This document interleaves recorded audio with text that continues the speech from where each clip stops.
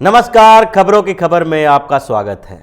नागरिकता संशोधन कानून को लेकर देश भर में हंगामा मचा हुआ है और दिल्ली में भी एक बड़ा हंगामा चल रहा है, जिसमें कई इलाकों में हिंसात्मक आंदोलन हुए हैं, हिंसक आंदोलन देखने को मिला और बसें फूंक दी गई, आगजनी की घटनाएं सामने आई। पुलिस पर भी आरोप लगे कि पुलिस इस हिंसक आंदोलन को दबाने के लिए हिंसा पर उतारू हो गई है। इस पूरे घटनाक्रम में, इस पूरे प्रकरण में एक व्यक्ति, एक राजनीतिक पार्टी का है वो व्यक्ति जो हमेशा हंगामा के मोड में रहता था, हर मुद्दे पे बड़बोलापन दिखाने वाले थे, वो आज चुपचाप हैं। वो है अरविंद केजरीवाल। आप इस पूरे घटनाक्रम को देखिए। जब से नागरिकता संशोधन कानून आया है, जब से राष्ट्रपति ने उस पर मुहर लगाई है, तब से लेके अब तक जब भी अरविंद केजरीवाल मुंह खोले तो उन्होंने एक संयम बरता है, बिल्कुल बैलेंस अप्रोच अपनाते हुए आगे बढ़े। आखिरकार इसका कारण क्या है? इसके पीछे कौन सा राज छुपा हुआ है जो हर मुद्दे पर हंगामा करने वाले, धरना प्रदर्शन करने वाले अरविंद केजरीवाल आज चुपचाप बैठे हुए हैं, शांति से इस पूरे घटनाक्रम को देख रहे हैं। बेसिकली बात यह है कि अरविंद केजरीवाल इस मुद्दे पर पूरी तरह से फंस गए हैं। उनके एक तरफ कुआं है तो दूसरी तरफ खाई है। अब उनको समझ में नहीं आ रहा है कि हम किस तरफ जाएं। दिल्ली में विधानसभा चुनाव होना है और चुनाव होने में अब बहुत ज़्यादा समय नहीं है। 1-2 महीने के भीतर दिल्ली में चुनाव की घोषणा हो जाएगी और दिल्ली विधानसभा का चुनाव होना तय हो जाएगा। इसकी तारीखों की घोषणा की जानी है। अब उसके बाद से दिल्ली विधानसभा चुनाव की तैयारी शुरू हो जाएगी जोर शोर से। तैयारी तो अभी चल रही है। अरविंद केजरीवाल अब चुनावी मोड में है। अब उनके साथ समस्या क्या है? सबसे बड़ी समस्या है कि इस कानून को लेकर वो बोले तो क्या बोले। एक तरफ इस कानून को लेकर जो हंगामा खड़ा किए हुए है वो है कांग्रेस पार्टी, और कांग्रेस पूरे देश में विपक्ष को एकजुट करने की कोशिश में लगी हुई है। कई दूसरी पार्टियां जो हैं वो कांग्रेस का सहयोग कर रहे हैं और वो अपने अपने राजनीतिक रोटी सेक रहे हैं। ममता बनर्जी को वहां पर यह समस्या नहीं है कि उसे कांग्रेस से लड़ना है। ममता बनर्जी को यह पता है कि अब हमारे सामने लड़ने वाले जो हैं वो भाजपा के लोग हैं, यानी उनको भाजपा से खतरा है, कांग्रेस से नहीं। उनको वहां पर यह दिखाना है कि अगर इस कानून का विरोध हम नहीं करते हैं तो भाजपा यहां क्लीन स्वीप ले लेगी, भाजपा की बहुमत आ जाएगी, और इसके लिए वो एक विशेष वर्ग को खुश करने की कोशिश में लगी हुई है। उन्हें कांग्रेस से खतरा नहीं है, इसलिए वो कांग्रेस के साथ इस आंदोलन में जुटी हुई है। दूसरी ओर दूसरी विपक्षी पार्टी अगर बिहार की बात करें तो बिहार में भी आरजेडी इसी एजेंडे पे चल रही है, उनके साथ है, क्योंकि उन्हें वहां पर कांग्रेस का सहयोग मिला हुआ है। लेकिन उनका असली जो विधानसभा चुनाव में जिसके साथ उन्हें लड़ना है वो है भाजपा और जदयू। तो ऐसे ही अलग अलग राज्यों में स्थितियां अलग अलग है। दिल्ली में भी उसी तरह स्थिति बदली हुई है। अब अरविंद केजरीवाल के सामने सबसे बड़ी समस्या यह है कि अगर वो कांग्रेस का साथ देते हैं इस आंदोलन में, दिल्ली में जो स्थितियां बदल रही है उसमें अगर कांग्रेस के साथ वो खड़े हो जाते हैं और इस हंगामा में साथ दे देते हैं कांग्रेस का, तो कांग्रेस का हाथ मजबूत होगा। अगर पिछले लोकसभा चुनाव की बात करें और लोकसभा चुनाव में जो स्थिति अरविंद केजरीवाल की हुई है वो स्थिति हुई है इसलिए क्योंकि कांग्रेस यहां धीरे धीरे मजबूत हो रही है। कांग्रेस अब दिल्ली पर धीरे धीरे अपनी स्थिति को मजबूत कर रही है दिल्ली में, और उसको लगता है कि दिल्ली में उनका विरोध जो है भाजपा के साथ साथ आम आदमी पार्टी के साथ है, क्योंकि सबसे ज्यादा जो आम आदमी पार्टी के पास वोट आया था वो कांग्रेस का था। कांग्रेसी वोटर आम आदमी पार्टी में गए थे और वो लोकसभा के चुनाव के समय धीरे धीरे वापस आ गए, और वापस आने के बाद अरविंद केजरीवाल की स्थिति लोकसभा में देखने लायक थी। जिस पार्टी को विधानसभा चुनाव में 70 में से 67 सीटें मिली थी, उस पार्टी की स्थिति लोकसभा में बिल्कुल ही जर्जर हो गई। कांग्रेस ने उसको कहीं का नहीं छोड़ा, क्योंकि कांग्रेस के जो वोटर थे आम आदमी पार्टी में जो चले गए थे वो धीरे धीरे कांग्रेस में वापस आए, और लोकसभा चुनाव में आम आदमी पार्टी की स्थिति तीसरे दर्जे की हो गई, यानी भाजपा, कांग्रेस और उसके बाद आम आदमी पार्टी। अब अरविंद केजरीवाल को लगता है कि विधानसभा चुनाव के दौरान भी अगर वही स्थिति दोहराई गई तो इसके बाद हमारा क्या होगा।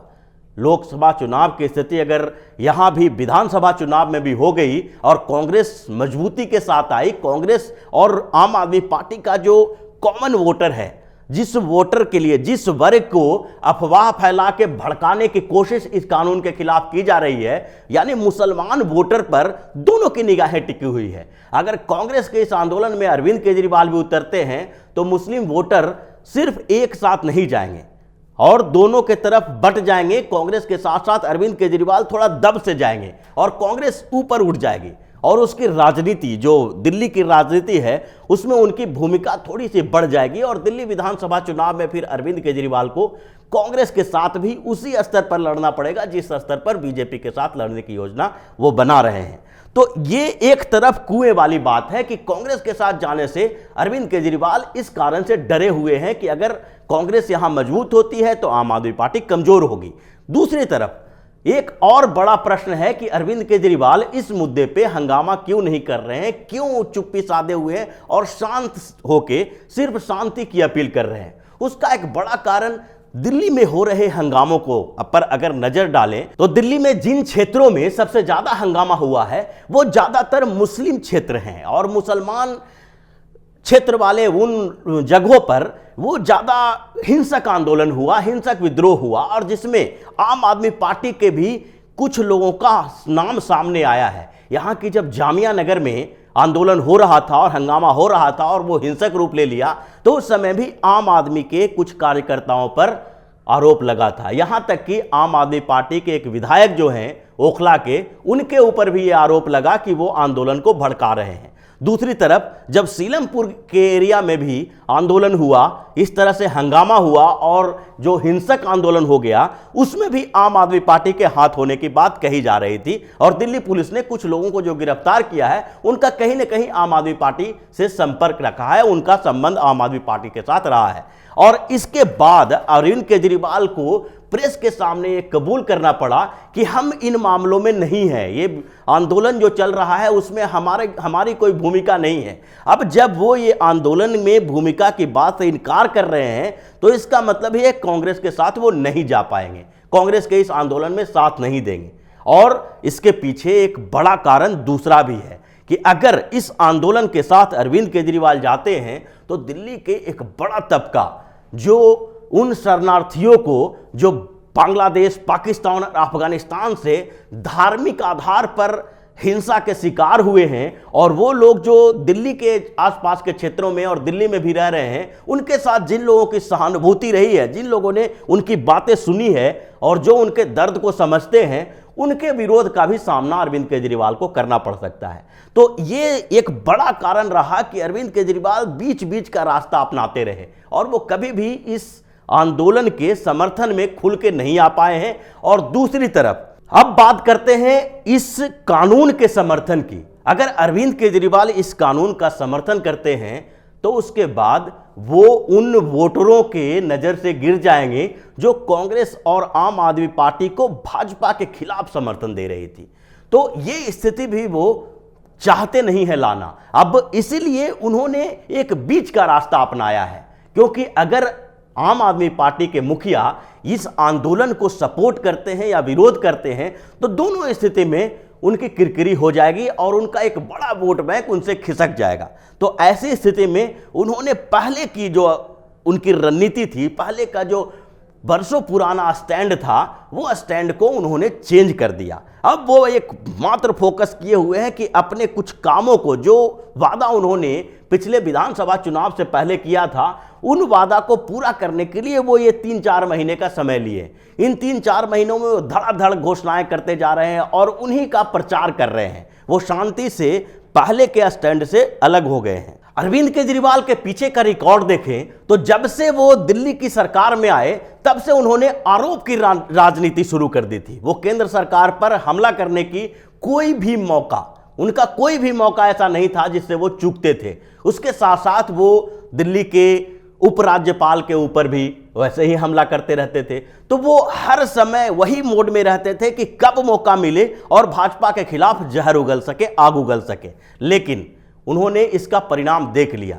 धीरे धीरे स्थितियां बदलती गई, क्योंकि उस दौरान 4 साल तक उन्हें किसी चुनाव का सामना करना नहीं पड़ा। तो उस समय उन्हें लग रहा था कि अगर हम जो रणनीति अपना रहे हैं, जिस तरह से मोदी सरकार की बार बार आलोचना कर रहे हैं, उन पर हमला कर रहे हैं, तो इससे हमारे वोटर जो हैं वो हमारे साथ रहेंगे और हमारा आधार और धीरे धीरे बढ़ेगा और हम एक तरह से दिल्ली की राजनीति में कांग्रेस को फिर से उभरने नहीं देंगे। लेकिन ऐसी स्थिति नहीं हुई।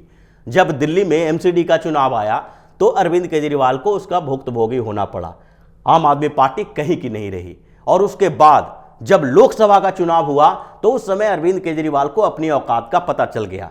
एमसीडी के चुनाव में हारने के बाद अरविंद केजरीवाल को उस समय लगने लगा था कि हम भाजपा से अकेले मुकाबला नहीं कर पाएंगे और इसके लिए फिर उन्होंने कांग्रेस का सहारा लेने की जरूरत महसूस की। लेकिन बाद में अकेले ही लड़ना पड़ा क्योंकि कांग्रेस उनके साथ जाने के लिए तैयार नहीं हुई और जो शर्त वो रख रहे थे उस शर्त पे कांग्रेस तैयार नहीं हुई। दोनों एक साथ आ सकते थे, लेकिन सबसे बड़ी बात थी शर्त की कि हम कितने सीटों पर चुनाव लड़ेंगे। तो उसके बाद अरविंद केजरीवाल की जो स्थिति हुई लोकसभा चुनाव में, वो समझ गए कि अब अगर हम उसी तरह से आरोप प्रत्यारोप की राजनीति करते रहे तो हम विधानसभा चुनाव जीत नहीं पाएंगे। और ये पूरे प्रकरण में उन्होंने अपना पूरा स्टैंड बदल दिया। अब वो सिर्फ अपने कामों पर फोकस किए हुए हैं और उनको लगता है कि किसी भी तरह से हम जो इन 3 महीनों में के दौरान जो घोषणाएं किए हैं उसके ऊपर जनता के फोकस रखें। और वो इस कानून पर हो रहे बवाल के बावजूद शांति से अपनी स्थितियों पर नजर रखे हुए हैं और अभी न तो दिल्ली पुलिस के ऊपर बहुत ज्यादा आरोप लगा रहे हैं और न ही आंदोलन के विरोध में, आंदोलन के समर्थन में कोई बड़ा बयान दे रहे हैं। वो अपने आप को बचाए रखने की कोशिश में लगे हुए हैं क्योंकि एक तो बड़ी बात यहां पर यह है कि दिल्ली सरकार के पास दिल्ली पुलिस नहीं है और वो केंद्र सरकार के पास है। तो इसके लिए ना अरविंद केजरीवाल के पास ये जिम्मेदारी भी नहीं है कि दिल्ली पुलिस को या दिल्ली के आंदोलन को कैसे हैंडल किया जा सके। और इस चीज का फायदा आज अरविंद केजरीवाल को मिल रहा है। अगर अरविंद केजरीवाल जिस तरह से दिल्ली पुलिस को अपने साथ रखने की बात कर रहे थे, सुप्रीम कोर्ट तक जाने के लिए तैयार थे और केंद्र से लगातार टकराहट की स्थिति उनकी थी, अगर वो आज इनके पास होता तो आज इनकी वही स्थिति होती जो ममता बनर्जी की पश्चिम बंगाल में है। जिस तरह से ममता बनर्जी के ऊपर इस बात के लिए हमला हो रहा है कि आपके राज्य में इतने बड़े आंदोलन चल रहे हैं, रेलवे को जलाया जा रहा है, स्टेशन में तोड़फोड़ की जा रही है और आपकी पुलिस मूक दर्शक बनी हुई है, आप आंदोलनकारियों के साथ खड़ी हो गई हैं, तो आपको नैतिक अधिकार नहीं है कि आप मुख्यमंत्री के पद पर रहें। वही स्थिति दिल्ली में अरविंद केजरीवाल की हो जाती। लेकिन अरविंद केजरीवाल के साथ ये अच्छा रहा कि दिल्ली पुलिस केंद्र के पास है और ये अभी चुपचाप बैठ के तमाशा देख रहे हैं और अपने विधानसभा चुनाव की तैयारी कर रहे हैं। तो इसी तरह की खबरों के साथ फिर से हाजिर होंगे। तब तक के लिए बने रहिए ओपिनियन पोस्ट इंटरनेट टीवी के साथ और देते रहिए हमें सहयोग ताकि इसी तरह की खबर हम आपके लिए लाते रहें। धन्यवाद। अगर आपको हमारा वीडियो पसंद आया हो तो इसे लाइक करें, हमारे चैनल को सब्सक्राइब करें और हाँ, बेल आइकन दबाना ना भूलें ताकि आप तक हमारे वीडियो की नोटिफिकेशन पहुंचती रहे। आप अपना सुझाव हमें कमेंट बॉक्स में दे सकते हैं। हमारे साथ जुड़ने के लिए शुक्रिया।